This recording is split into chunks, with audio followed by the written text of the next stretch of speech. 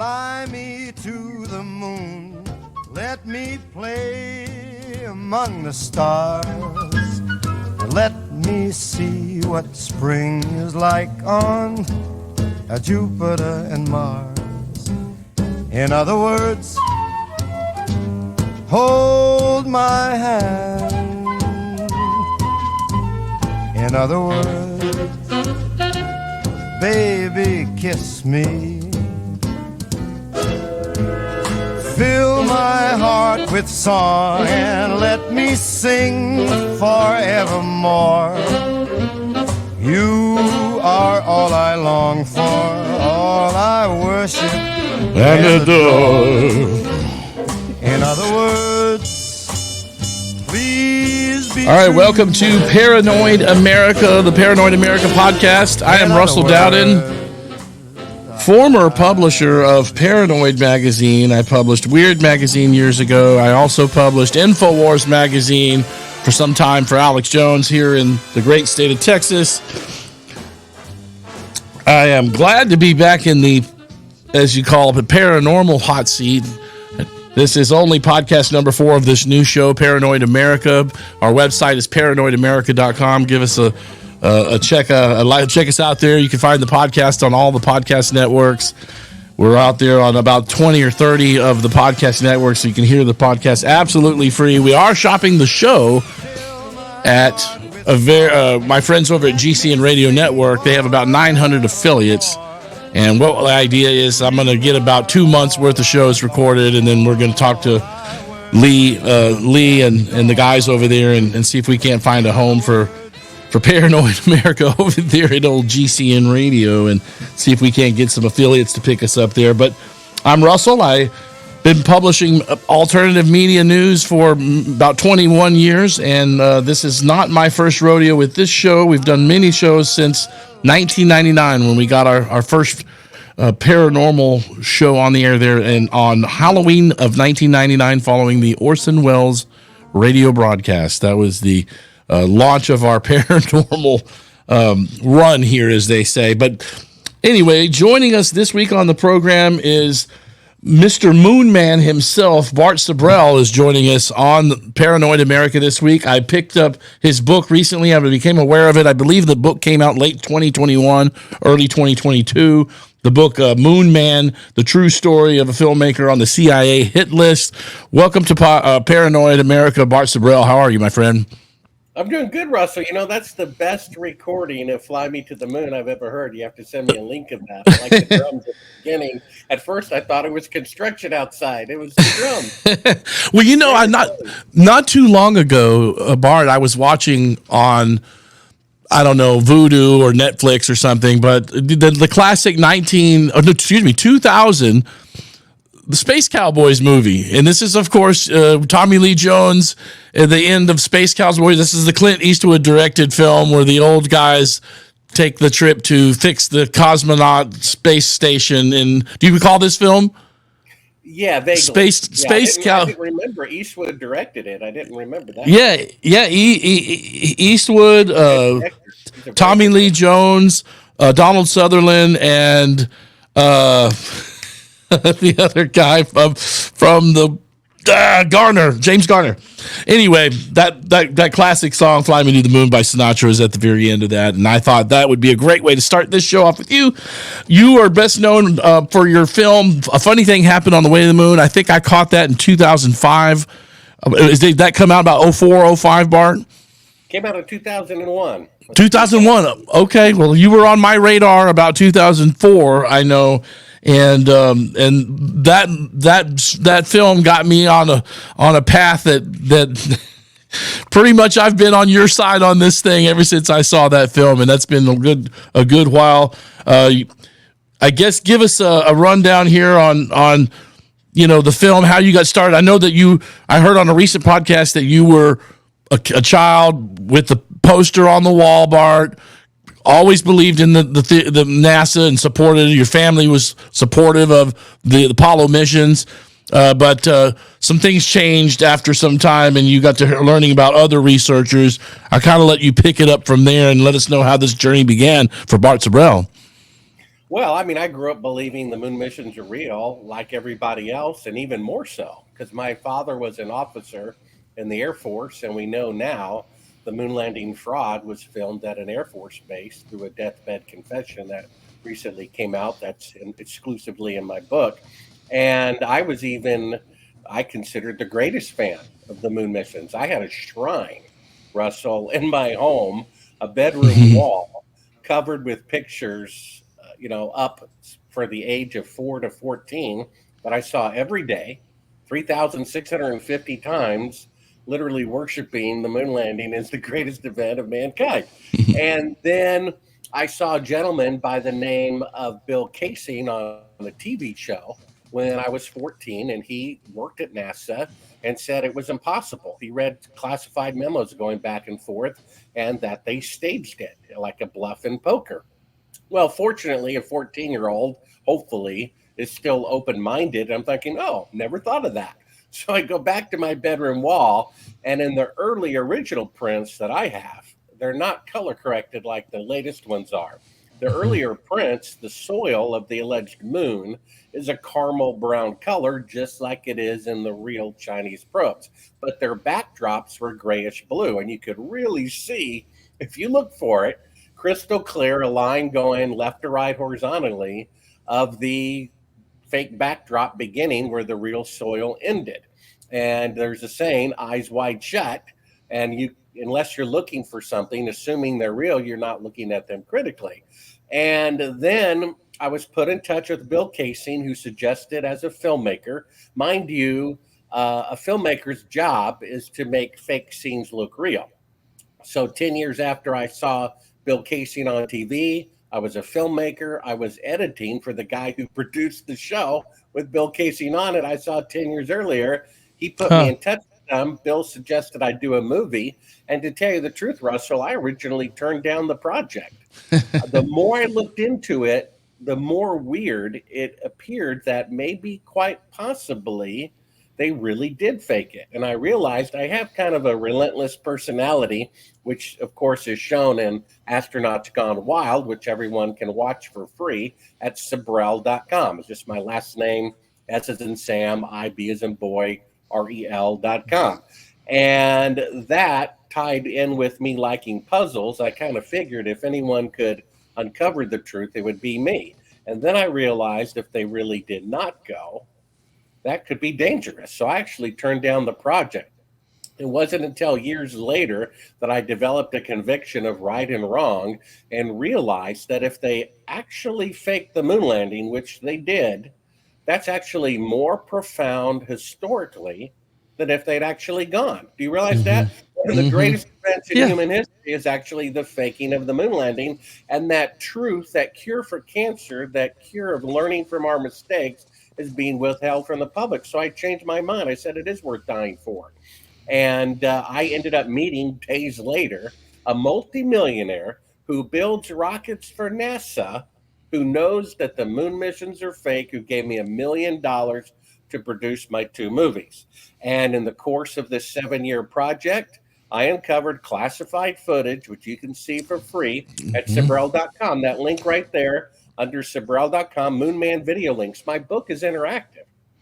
It has 16 video clips to back up everything that I say, including clips from NASA admitting that the technology to survive the trip going through the radiation to the moon and back, that technology has yet to be invented. So I write a chapter, I say, now look at this clip, and I write another chapter, look at this clip. And when you read the book, we tie it in at the end with an actual deathbed confession, and you have someone at NASA who gave you $1 million to produce these films exposing the fraud, you realize they really did fake it. The most outrageous conspiracy theory, they faked the moon landing, is actually true. And actually, it's the easiest one to fake. World War II was done in front of 5 billion eyewitnesses, but there's no independent press coverage of going to the moon. We have to trust the government, right? Well, Bart, I got to tell you, man, I saw this film back in '04. I became aware of it then. I bought the DVD online. But I was already kind of a guy before even being aware of your films. I was already kind of the persuasion that, well, my gosh, if we'd have gone to the moon, well, there would be Hiltons and shopping malls and movie theaters on the moon. Let's just face it. There's nothing mankind does with anything that has to do with innovation. If there's a buck in it for anybody on humanity, we'd found a way to get, a Disneyland operating already by now on the moon.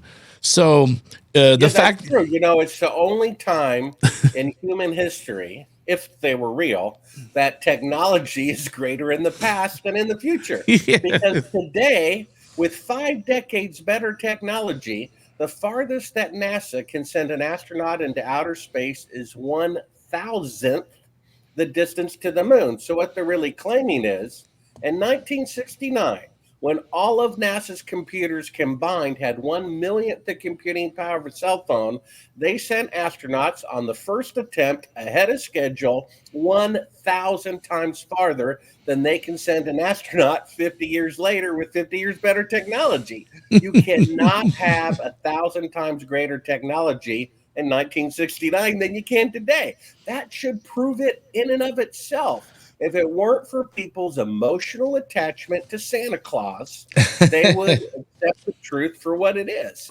And it's ironic, it's mankind's greatest accomplishment, if it were true, the United States' greatest accomplishment, if it were true. And some people consider it blasphemy. I talked to a college professor of an aerospace university, and he said there's nothing I could say that would make him recant, the glorious moon landings. And I said, well, what if you saw Buzz Aldrin on national TV confessing the moon missions were fake? Would you accept it then? And he said no. He would still think he walked on the moon anyway. This is what is going on with people. Well, it is, and I'm a few years younger than you, so I didn't come around until a few years after the moon landing. But my father, he swears he saw it on TV. We went to the moon. He saw it on TV, 1969. I wasn't born for another year and a half later, Bart. So but I gotta say, I believe in a lot of other things regarding UFOs, ETs. We cover a lot of different subjects on this show and my previous shows, and I believe that the government knows about the work that you've done over the years.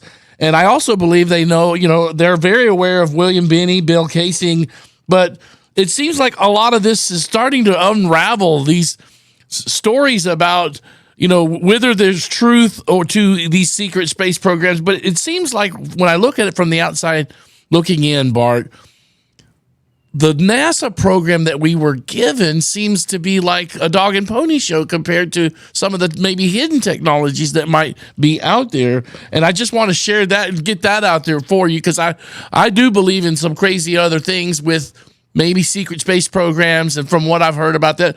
But any thoughts on that, or, that NASA... Yeah, that's a good observation. The analogy I like to use, Russell, is 75% of Americans know that Oswald did not kill Kennedy. 50% of Americans know that pinhole airplanes going through a skyscraper did not bring it down. That's a mechanical impossibility, right, according to 3,000 architects who risked their reputation signing a document saying that's impossible. Just look at the Oklahoma City bombing, right? Half the building is blown away and the things still stand because it's a grid. So the point is, whoever did 9/11, all those people are still dead. And whoever killed Kennedy, he's still dead. This is different. Yeah. This is a positive lie. This is taking candy away from the American public and giving them a turd instead. They don't want a turd. They don't want the truth. They want to believe in the glory. But the fact is, all those people who were brainwashed by Walter Cronkite tearing up and a black and white image that Gilligan's Island was 10 times the resolution at the time. You know, they had that emotional imprinting, and those people are dying off, and objective people like me and you are looking at it. I mean, again, I wasn't just a believer in the moon landing. I was a shrine worshiper of it. I had a shrine on my wall for 10 years or more, dedicated to Apollo 11, and I finally had to admit that it was fake. Okay, I had a guy at NASA telling me it was fake. I had a millionaire at NASA telling me it was fake who financed my movies. And I still said I'm going to give them the benefit of the doubt that they went until I know otherwise. Then we find classified footage of fake photography of them faking being halfway to the moon, dated 2 days into the flight, with a 1 foot model of the Earth and a third track of audio of the CIA telling them to fake a 4-second radio delay. And you can see this all for free at Sibrel.com. Don't even have to buy the book, although you might want to. It's only $20. I read it myself on audio, and it's on Kindle or print. And when I saw that, Russell, I mean, I'm like, Yeah. oh my gosh, they really did fake the moon landing. And I remember calling up Bill Casey frantically. They didn't go. They really didn't go. And he's like, well, Bart, I told you. I'm like, no, they really didn't go. And he's Yeah. like, well, Bart, I told you. Well, It's an epiphany when you realize this is how fallen our world and government is. yeah, and when I saw your film, are you talking about? For me, what was crazy was the cutout when they go to the back of. That's it. That's what you're talking about, right? Yeah. Is that what really did it for you too? Absolutely. Yeah, I mean, and this is one of the clips. If you go to Sibrel.com. yeah. What time? We're on the timeline. We have it queued up, Bart. But I was wondering where that part was in your film. Well, if you knew, scan forward. I don't know. It's in. I can try to do a share screen, but basically, if you go to the book clips and click on the one that says "smoking gun" about halfway through, side by side comparison of where they claim the shot is 130,000 miles away from the Earth, and on the right, the part they edited out, the lights come up and it's a 1 foot model. Yeah. And I mean, my gosh, when you see that, 80% of the people who watch my movie who previously believed the moon missions were real recant, and 95% of the people who read my book who previously thought it was real recant. And so we have 4 times the evidence. We have the logic. You cannot have 1,000 times better space traveling capability in 1969 than you can today. We have this classified footage of them using a 1 foot model. This footage, Russell, was shown to 2 different NBC news directors who both agreed it proved the fraud. One refused to broadcast it for fear it would cause a civil war. The second, to air it nationwide until they got a threatening call from the federal government. Yeah, this picture, if you stop right there, you can see to the right is a picture, on that monitor of shadows diverging at 90 degrees. And to the left of that are the shadows of 2 telephone poles, which should be parallel in sunlight. All of this. Third proof, okay? Yeah. You can't have 1,000 times better technology in the past. We found a 1 foot model of them faking being halfway to the moon, and this picture would prove it in a court of law. Shadows of those 2 telephone poles, if it's really in sunlight, would run parallel and never intersect. Here are 2 objects 5 feet apart, allegedly on the moon, intersecting at 90 degrees, proving it was taken with electrical light, which means they're on Earth and they didn't go to the moon. And that's the last mission to the moon. And then fourthly, we have an eyewitness who confessed on his deathbed. That would prove it in court also. He eyewitnessed them faking the moon landing at Cannon Air Force Base June 1st, 2nd, and 3rd of 1968. As he's dying, he says, I have to get this off my chest. He also confessed to killing a coworker to keep it a secret who was going to blab to the media. As you're dying and wanting to get right with God, you don't confess you're a murderer, right? Right. Unless it's true. And then he said the reason why he killed him was to cover up the moon landing fraud filmed at Cannon Air Force Base. He was the chief of security. Cyrus Eugene Akers gave a list that President Johnson gave to him. President Johnson was there for the first day of filming. and he gave the chief of security a VIP list of visitors who could come in and observe. And he said only these people are allowed in, and we published that list in the book. Some of these people are still alive, and more than one have been confirmed to have been at Cannon Air Force Base in June of 1968. Cannon Air Force Base is Clovis, New Mexico. That's right. That's right. All the branches of the military have their special ops intelligence division, and basically the special ops intelligence division of the United States Air Force is Cannon Air Force Base. Just amazing. Stay right there, Bart. We're going to take a little commercial break here. We'll come back. We're talking with the Moon Man himself, Bart Sibrel, director, filmmaker of The Funny Thing Happened on the Way to the Moon. I've got the new book right here. It's out, Moon Man. You got to check this out, guys. If you don't think we went to the moon, read the book. You'll be confirmed. I'm one of them. I saw the films. I knew then. I said, it's his fault. He put me on this path. Now I'm like, I know we never went to the moon. So stay tuned. Paranoid America. We'll be right back after this. Please be true. In other words, I love you.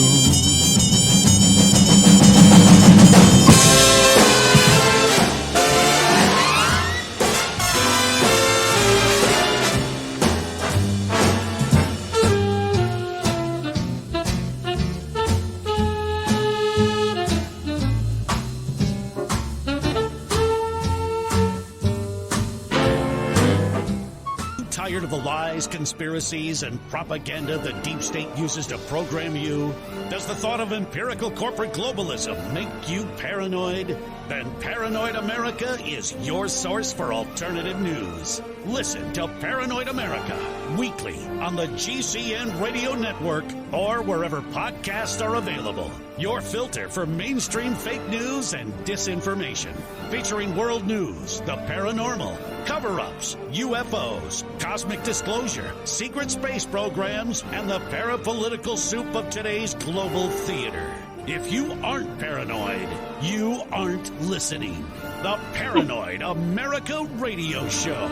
Now, live from an underground bunker fortified with Cheese Whiz and crackers. The man dressed in black fatigues, wearing a tin hat made of aluminum foil. Your host, Mr. Paranoid, Russell Dowden.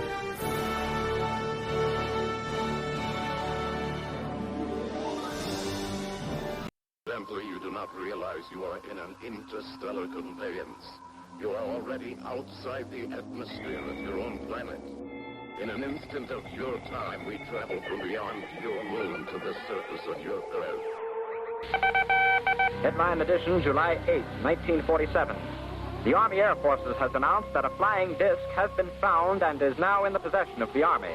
Army officers say the missile, found sometime last week, has been inspected at Roswell, New Mexico, and sent to Wright Field, Ohio, for further inspection.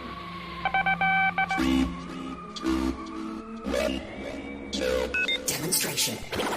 Shooter, status report. Completely operational, and all my circuits are functioning perfectly. Excellent! Engineering to Captain Kirk. Kirk here. What is this, Scotty? Ready to try it when you are, sir. Inform engine room to prepare for maximum acceleration. Energized. Hey, it works! Program complete. Enter when ready. Tranquility Base here. The Eagle has landed.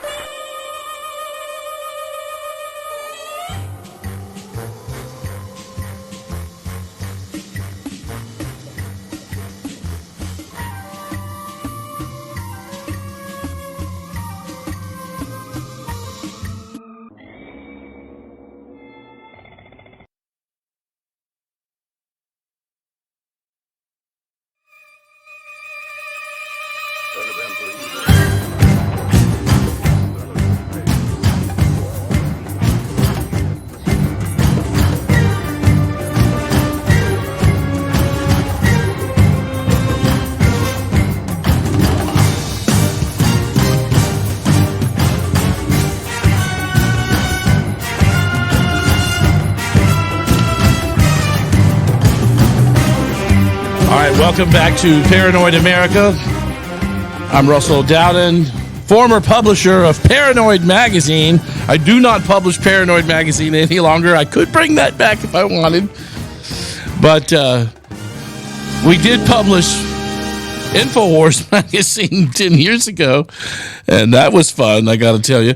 But anyway, we're glad to be doing this show, getting my feet back into the realm of paranormal, conspiracy, alternative media. Just so many younger generations are out there doing a great job at doing paranormal talk, radio, doing media. It's just great to see this being done very well by my kids' generation. And so, quite frankly, I'm still in media. I still publish magazines. I still do a radio show here in Austin, Texas. But, man, I had to get back into this because things are starting to heat up. My guest, Bart Sibrel, author of A Moon Man, the true story of a filmmaker on the CIA hit list. There's the book. There's the 2 films. You got to check them out. It's all at Sibrel.com. Take a look, take a listen, give it a read. Welcome back to the show, Bart Sibrel. How are you, my friend? Thanks for being a part of the show. Sure, if I may say, Russell, I think your show is so slick looking. The graphics, the music, the animation, the opening, even the lighting behind you, and of course, They Live, the quintessential science fiction film. I think it's one of the slickest podcasts I've ever seen. Well, thank you for saying that. We take pride in what we do. We do another show here. Like I have a show, honestly, that's on cannabis and hemp and CBD. I host the Texas Hemp Show here in Austin, Texas, and that's on an ESPN affiliate. But we do that show every week, and then I've been doing this. So you're only my 4th episode of this new incarnation, Bart. So I appreciate you being on. I appreciate you giving us the shout out because we do put a little bit of work into this thing and try to make it look cool. There's just so many. You're doing one now too. Fire off your podcast. Tell us a little bit about what you're doing. Well, yeah, just go to Sibrel.com and there's a button under there for Bart's podcast. For $10 a month, I do one weekly podcast kind of summarizing the alternative media, future events that could happen, and pretty regularly about the moon landing fraud, the latest updates from Artemis and so forth.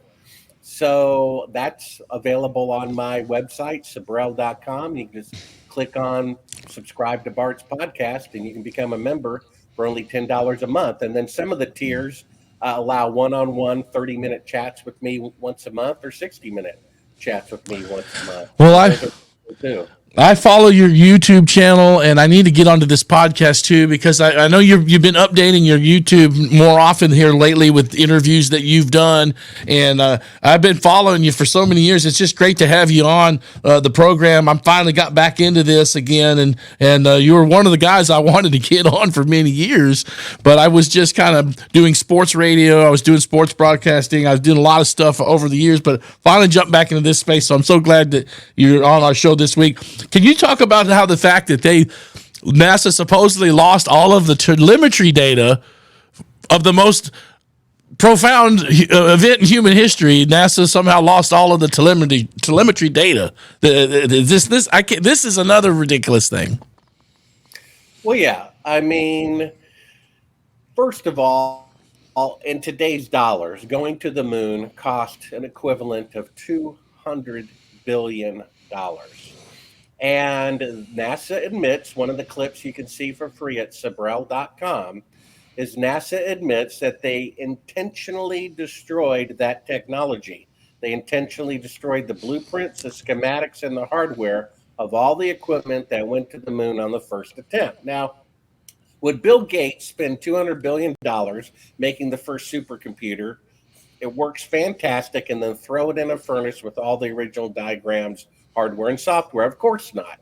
The only technology they might have considered doing that was the atomic bomb. And yet the atomic bomb, 10 years after it was first exploded, was 1,000 times more powerful. So if they could go to the moon on the first attempt with 1 millionth the computing power of a cell phone, we would have been on Mars 10 years later. We'd be in another solar system by now, and there'd be bases all over the moon. And they destroyed all the telemetry data of where the rocket originally was. They also destroyed all of the original videotapes. Ron Howard, bless his heart, his own grandfather told him the moon landings were fake, and he didn't listen. And he did an IMAX film in the late 90s about the glorious moon landings. Well, he wanted the highest quality to project these things 100 by 120 feet. NASA panicked, and between the request of him to do so, to broadcast it at the highest resolution ever seen before in humanity, they lost or destroyed all of the original videotapes. I mean, imagine that. They have the Declaration of Independence that's 247 years old, but they misplaced 2 tons of videotapes. You see, if you really went to the moon, you would never, ever, ever destroy that investment. However, if you perpetrated a fraud, that's exactly what you would do. You would want. So the fact that they destroyed everything is actually proof of the fraud. Because if you really went, you would never do it. And if you perpetrated a fraud, that's exactly what you would do. And Bart, during your 7 years with that investment to doing these 2 films that you did, you were punched by Buzz Aldrin, threatened by, I think, Edgar Mitchell. These guys, when you confront these astronauts, they're legitimately pissed off, and why do they find these guys are defined as American heroes? And to me, it begs the question: why would they be so agitated? Are you asking this if it stuff weren't true? Yeah, I mean, if I walked on the moon and someone thought that it was all done in a TV studio, I would find that hysterically funny. And I would be like, sure, I'll swear on 3 Bibles. Would 4 make you feel better? Well, what they react to, it's like me going up to them in front of their wife and saying, oh, your mistress says hello. Yeah. You see, a sword with no point causes no injury. It's because the sword has a point. It's the truth that it embarrasses them. In fact, the book at Sibrel.com is called Moon Man, the true story of a filmmaker on the CIA hit list, because I confronted one of the Apollo astronauts. I showed him the fake footage right there, faking being halfway to the moon. He turns beet red. Where did you get this? Kicked me out of his house with my back to him. He literally kicks me from behind, right? And in the commotion, we left a wireless microphone on him. And in the commotion, my camera guy forgot to hit stop record. So while the camera's in the back seat of the rental car in the guy's driveway, we're recording the private conversation of him and his son in his house with the door closed, where they are discussing word for word whether or not to have me assassinated by the CIA. Now, if I'm some silly person who thinks it was done in a TV studio, why would they care? Why would the CIA care? But the fact is, several of those people on the list of attendees we got from Cyrus Eugene Akers, who I witnessed the moon landing fraud at Cannon Air Force Base. This list is published in my book. Several of those people are CIA. And then why is an Apollo astronaut have the CIA in his Rolodex that he can just call up people and have them killed? And so when I'm editing my book to verify this information with the dead guy's son, the son's house is broken into. This is less than 2 years ago. All of the material about his father was taken, and he was personally threatened face to face with murder if he ever spoke to me again about his father's participation in the moon landing fraud. This is less than 2 years ago. We had to get the FBI involved. The White House press secretary was involved, and a United States senator on the Intelligence Committee was involved to protect this guy. What's worse than the government faking the moon landings, Bart, is that they faked them and then lied about them. I mean, that's the damning. That's really what's damning as well, Well, it's more than that, because, like I said, whoever killed JFK, he's dead. Whoever did 9/11, they're dead. This is a positive lie. And people don't want to give up candy and trade it off for a turd. But it's more than that, okay? They hold ticker tape parades for these guys and gave them medals of honor for being such a good liar. The public cried. The public got down on their knees and prayed for them, and they waved their flag. They printed it in encyclopedias. They printed it on coins. They printed it on stamps. And if the public found out that all of that was a lie, I think that an NBC news director, there's a little truth to why he wouldn't broadcast it. He says it will cause a civil war. The people will be so outraged at the federal government. So get this, he refuses to broadcast it for fear that the corrupt federal government will be brought down by exposing their crimes. Isn't that what's supposed to happen? Isn't that the whole point of the media? And as you know from that clip I was watching during the break, they said when the thing happened in Roswell, it's a UFO and it was moved to Rice Field in Ohio. And that was right after World War II, where everything was supposed to be over. We're back to peace, love, and truth. And the Right. one time they potentially told the truth, they said, that's it. We can't tell the truth to the media or the American public ever again. And one of the clips at Sibrel.com is the Zapruder film. Mind you, the Zapruder film wasn't shown on television until 12 No. years later by Geraldo Rivera. So Dan right. Rather, 2 days after Kennedy is killed, he says, well, let me describe it for you. Well, in this clip at Sibrel.com, they synchronized Dan Rather describing it with the Zapruder film. And he says, and after the third fatal shot, Kennedy's head goes violently forward at the very moment it's going violently backward. So Dan Rather said the exact opposite of the truth on national TV. Yeah. And Woodward and Bernstein found a CIA document that said the CIA had 400 journalists on the CIA payroll at NBC, ABC, CBS, and Lifetime, Reuters, Associated Press. They completely control everything. The country is run by the CIA. Yeah. I mean, William Benny, who you mentioned, and you can't even go to his website. I type WilliamBenny.com. You can't get to it. Well, he worked for the NSA for 30 years. He Yep. went on national TV and said, oh, by the way, we spy on the private conversations of Supreme Court justices in order to get financial and sexual impropriety on them so we can blackmail them to vote the way that we want to. So it's a national fact that's not contested that Supreme Court justices are being blackmailed by the CIA and NSA and not a single investigation. That's how corrupt our country is. I mean, that's bad. But Bart, what I understand is that at the height of the Cold War, advanced rocketry was being superbly demonstrated by the Soviets during the 60s era of the Cold War. So, you can understand why the U.S., they created this space race, and you can understand why there may have been a reason or motivation for them to want to get to the moon before the Soviets did, or the Soviets. I don't even know that the Soviets were trying to get to the moon. But it seems it just that I can understand that was why they wanted to dupe. They wanted to dupe us, but they really duped us. I mean, but not really. For example, Russell, let's just say you're having a problem with your neighbor. His dog is barking at 2 a.m. or he's leaving his trash in your yard.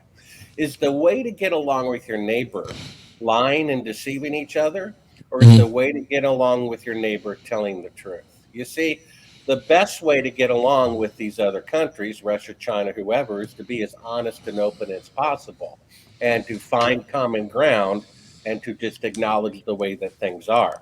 You see, having deceit and deception against your neighbor is only going to cause more problems. So we have a federal government that is so arrogant that they faked the moon landing because, according to Bobby Kennedy Jr., and he has more access to the JFK files than Oliver Stone does. He said his conclusion is that the CIA murdered his uncle, President John Kennedy. Now, that's election interference. I've ever heard about it, right? The CIA killed their own president, and then Robert McNamara, defense secretary during the Vietnam War, said the whole reason the war began and a congressional resolution was passed because of this event called the Gulf of Tonkin incident, where allegedly a North Vietnamese ship attacked an American ship to motivate, belief in the war. They made that up. He and the CIA made that up. That led to the death of 58,220 Americans. So if they're willing to kill that many of their own people, they're willing to fake an image on a television. Stay right there, Bart. We're going to take another quick break. This is Paranoid America. You're listening to Bart Sibrel, Moon Man. The book is the true story of a filmmaker on the CIA hit list. We'll talk about some of the aspects about shadows intersecting. We're going to talk about removing one of truth's protective layers and Armstrong and cryptic.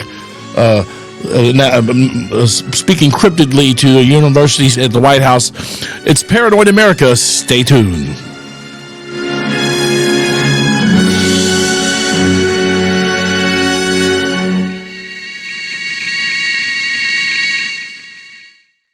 You do not realize you are in an interstellar conveyance. You are already outside the atmosphere of your own planet. In an instant of your time, we travel from beyond your moon to the surface of your Earth. Close encounters of the first kind. Sighting of an unidentified flying object. Close encounters of the second kind. Physical evidence of a UFO. Close encounters of the third kind. Contact. From Steven Spielberg, the director of Jaws, comes one of the most ambitious and unusual films ever made. And what you will see has never been seen before. It is a cosmic mystery, crossing what many scientists believe will be the next threshold of human experience. It is called Close Encounters of the Third Kind. It begins in an Indiana town and leads to one inescapable conclusion. We are not alone. Close Encounters of the Third Kind.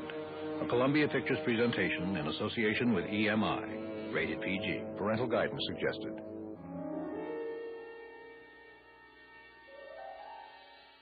Good evening.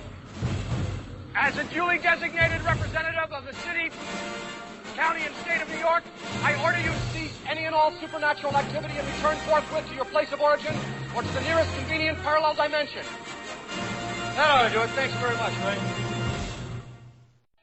Live from an undisclosed location from Austin, Texas, this is Paratimes Radio with your host, Russell Dowden. I knew it. This is an alien, and you guys are from some government agency trying to keep it under wraps. Exclusively on Talk Radio 1370, Austin.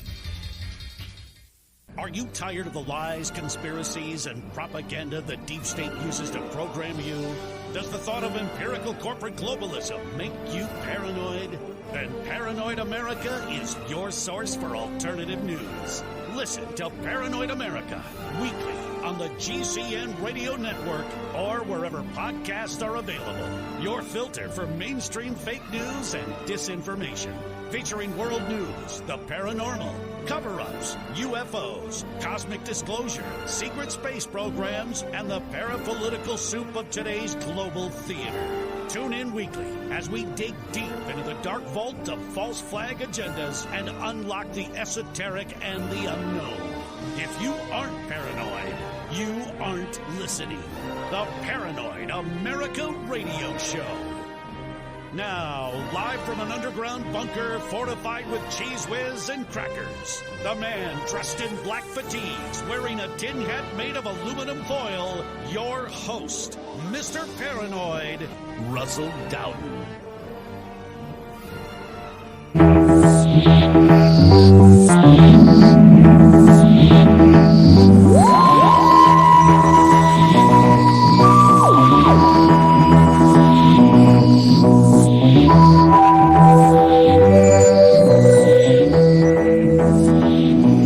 Welcome back to Paranoid America. I'm Russell Dowden, former publisher of Weird Magazine and Paranoid Magazine, as well as InfoWars Magazine. Man, am I having fun doing this, getting back into the hot seat. There's been so many crazy things going on in recent years, especially recent months. There's UFO sightings. There's people claiming things, reverse engineered. I don't know. There's a lot of stuff going on, which has driven me back into the paranormal hot seat. I've hosted Weird Radio before. I've hosted Paratimes Radio. I've done a lot of shows over the years, and happy to get back here in the hot seat and do Paranoid America and bring another version of this kind of topic to you as an alternative media show. Next week on the program, real quick, want to mention a friend of mine, Jack Blood, former radio talk show host himself, will be joining us on the show. Then the following week, Richard Serrett, who hosts Coast to Coast AM. We're going to do part 2 with Richard on the 29th. And then our friend of ours, Ray Muniz, is a former kind of contactee, been on Unsolved Mysteries, done all of the talk shows from the early 2000s. Ray's going to be on the show. He's a friend from Austin. And then I'm open for booking in July. I've got kind of all of July and August is open. So we're gonna have to hit up Richard's address book to get some of his guests maybe on my show, or maybe I'll hit up my guest this week, Bart Sibrel's list of people that he's interviewing these days. Our guest again, Bart Sibrel, author of Moon Man, the true story of a filmmaker on the CIA hit list, and his, of course, famous film from 2001, the man behind the infamous A Funny Thing Happened on the Way to the Moon. Welcome back to the show, Bart. I got to say, one of the things I wanted to try to pull off on this week's show is see if we could pull that clip of, you know, when the cryptic thing that I don't know, was 1992 or 3 when Neil Armstrong says there's a protective layer of. Can we pull that up, Carl? Let me ask my producer. You know the one you've showed this in your film. It's very epic, and I'll see if we can't play this for our viewers and see what you think of this, and I'll get my guest comment. Let's talk about that image while you have it up there. Sure. This is their one and only press conference. And they all look like at their mother's funeral. Yeah. You know, and this convinces many people that they didn't go to the moon. I agree. They all look like they're at a funeral of their mother rather than the heroes in the winning locker room of the Super Bowl. And you see what's by Neil Armstrong, who's in the middle there, his right hand, is he has a teleprompter. They're the only people who know what it was like to walk on the moon. So why are they being prompted with what that experience looks like? You know that Neil Armstrong, on the 25th anniversary of the moon mission, when a group of high school students were going through the White House, mind you, 2 of the 3 guys never give interviews unless the president personally asks them to do it. Mm-hmm. And he's tearing up and saying to the students, perhaps someday you'll be able to remove one of truth's protective layer. That's right. Let's play the clip. Let's play the clip, Bart, just for viewers and listeners, and so they can hear this announcement from Neil Armstrong. Check this out. This is 1992. Give this a listen, guys. On the 25th anniversary of the event in 1994, Neil Armstrong made a rare public appearance and held back tears as he spoke these brief cryptic remarks before the next generation of taxpayers as they toured the White House. Today we have with us a group of students among America's best. To you, we say, we have only completed a beginning. We leave you much that is undone. There are great ideas undiscovered, breakthroughs available to those who can remove one of truth's protective layers. He is. Yeah. And that he is that truth, that protective layer there himself. And that is, of course, from your infamous film. You know, he looks like he's fighting back tears right there, Bart. Yeah, it's interesting. I just had the thought for the first time now. He's encouraging people to remove one of truth's protective layers. And yet when I confront him as the person who did pull back that layer, and astronauts gone wild, he still defends the moon landings. And so he's a little contradictory there. Yeah. You know, he wants protective layers to be removed by people, and then when I do it, he's mad at me for doing it. So, well, yeah. Reality. Yeah, and you've got to get. He probably knew you. He probably heard from fellow astronauts. Hey, has this guy reached out to you yet? Watch out for Bart. He's gonna come at you, man. So obviously, those guys have either been coached or all talk to one another, or high levels up at intelligence agencies, 3-letter intelligence agencies have obviously briefed them and told them keep their story together. Or maybe they don't even have to be told by 3-letter agencies, Bart. You know, they might have signed security clearances, you know, in the before the Apollo programs. Well, this is why they're still concerned that the truth will come out. I mean, NBC was going to broadcast the footage I uncovered, which proves them faking being halfway to the moon, meaning they can't leave Earth orbit. And what a surprise, 50 years later, they still cannot leave Earth orbit. That's why there's mannequins orbiting the moon, right? They can somehow drive cars and play golf on the moon 50 years ago. Now they can only send mannequins to orbit and not even land. So NBC was going to air this footage, which proved the fraud, and they got a threatening call from the federal government. This is a big embarrassment. And it'd be one thing if they faked the moon landing and didn't kill anybody. The problem is, I interviewed dead astronauts' relatives. This is not in my film, but exclusively in my book. I interviewed the widow and son of the man who was going to be the first man to walk on the moon. And her name that I interviewed, Betty Grissom. I interviewed her for 4 hours. She told me that on January 26, 1967, her husband, the man who was going to be the first man to walk on the moon, comes home and tells her, "Han, for some strange reason, the CIA is all over the launch pad today, monkeying with the equipment." The very next day, the guy's dead by, quote, faulty equipment. She told me her husband was murdered by the CIA. Her son, who's a 747 pilot, who I interviewed for 3 hours, says his father was murdered by the CIA. So this is the problem. She's been, proclaiming until her dying day that the CIA is murdering Apollo astronauts for not cooperating with fraud, right? Yeah. So the problem is if the truth comes out that the moon landings are fake, the very next can of worms they're going to have to open up is the Apollo 1 fire. Because that means that our government is murdering their own people. Because our founding fathers said that when any government becomes destructive of life, liberty, and the pursuit of happiness, that government should be altered or abolished. They're murdering their own people. Robert McNamara said so. We murdered 58,220 Americans in the Vietnam War because we made up this fake attack by the North Vietnamese.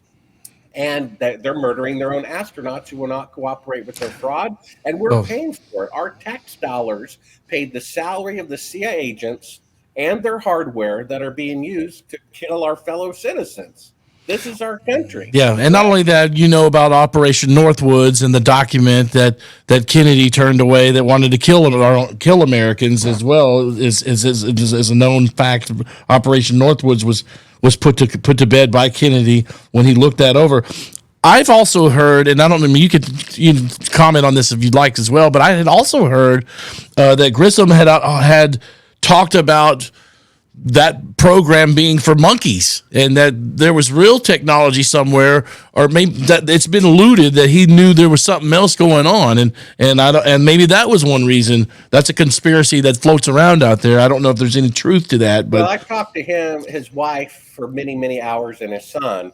He was saying they weren't anywhere near able to go to the moon. One of his last words were, "Hey guys, we can't get a wired intercom to work between two buildings. So how are we going to go to the moon?" And then a funny thing happened on the way to the moon, which you can see for free at Sibrel.com.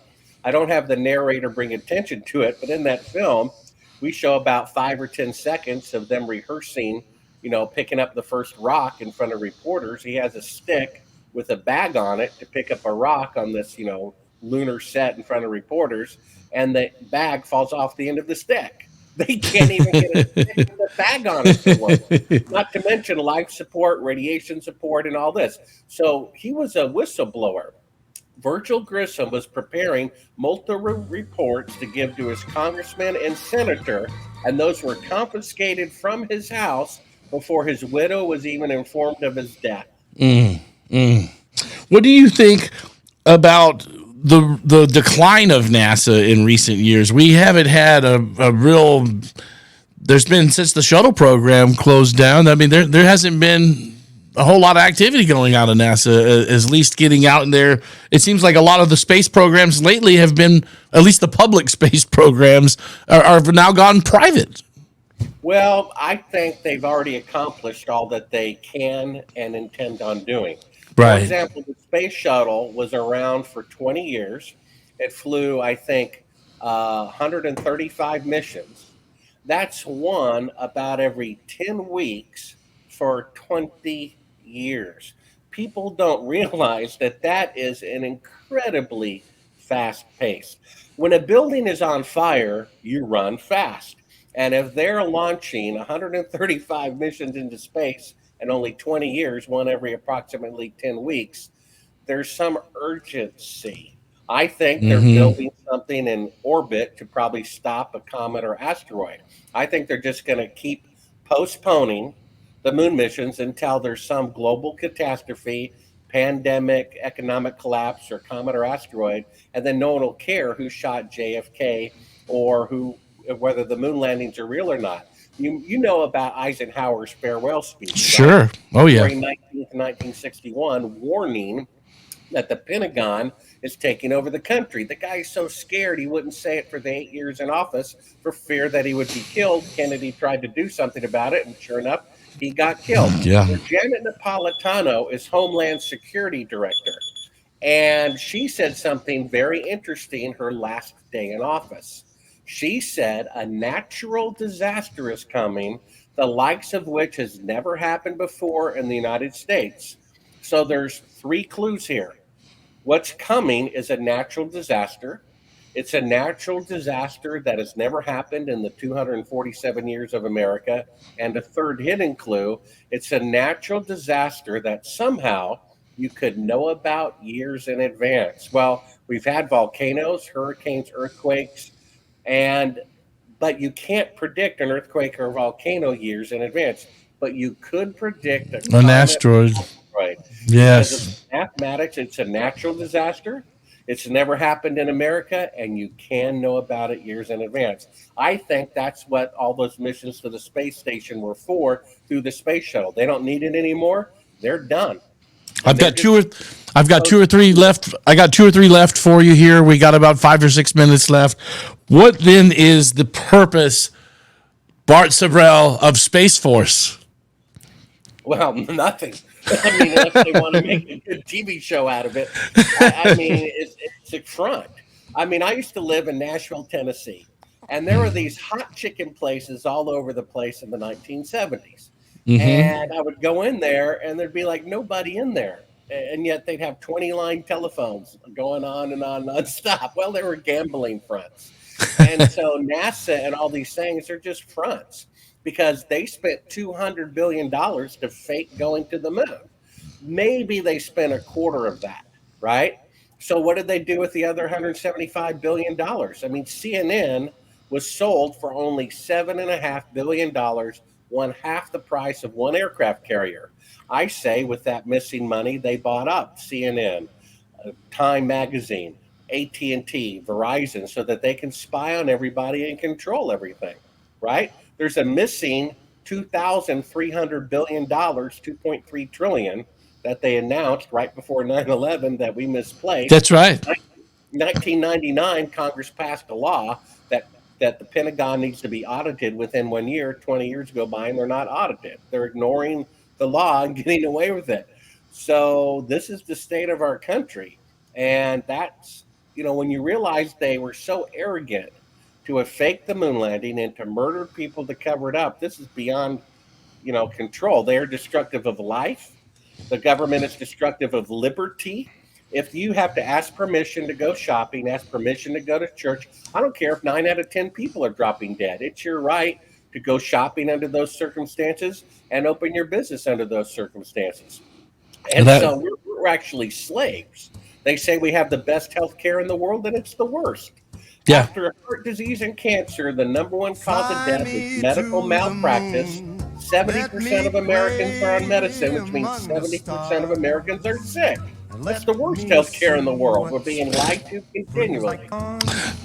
A minute and a half left in the show. Bart Sibrel, our guest. Are we ever going to get back to the moon or go to the moon? What is your thoughts, Bart Sibrel? Well, like I said, I think a comet or asteroid or something like that is headed toward the Earth. Janet Napolitano said so. Just go to Sibrel.com and you can read an article about Planet X. I think some cosmic and business companies, they're going to just let it happen to lower the population without being the next genocidal maniac. And they'll keep postponing the moon landing until that event happens, and no one will care at that point. God bless you, Bart Sibrel. The website, Sibrel.com. The book is Moon Man. Go get your hands on it, guys. It's on Amazon. Next time I have a guest on this close, I'm going to do the Kindle, Bart. That way I get the whole thing. Audio. Yes. Actually read the audiobook. A lot of people buy it and listen and read along. So yeah, I would do the audio when I got a guest 2 weeks away. I'm going to do the audiobook next time, Bart. I know that for certain. Would you be open to coming on again? Maybe in another 9 months or something. Make sure we're all still here. Yeah, read the second half where we have the confession of an eyewitness Yes. at Cannon Air Force Base who saw them faking the moon landing. Read all of that. Read about the Apollo 1 fire being set intentionally by the dead man's own relatives saying so, and we can discuss that. Yeah, I'll get you on for a part 2. God bless you, Bart Sibrel. Thank you so much for everything, Brad. Great to have you on. We'll get you on soon for part 2. Sure, take care. All right, there goes Bart Sibrel, our guest. I'm Russell. Paranoid America is the show. ParanoidAmerica.com. Check us out online, guys. And stay tuned next week, and we'll get back in the hot seat and do this all over again. It's Paranoid America. In other words,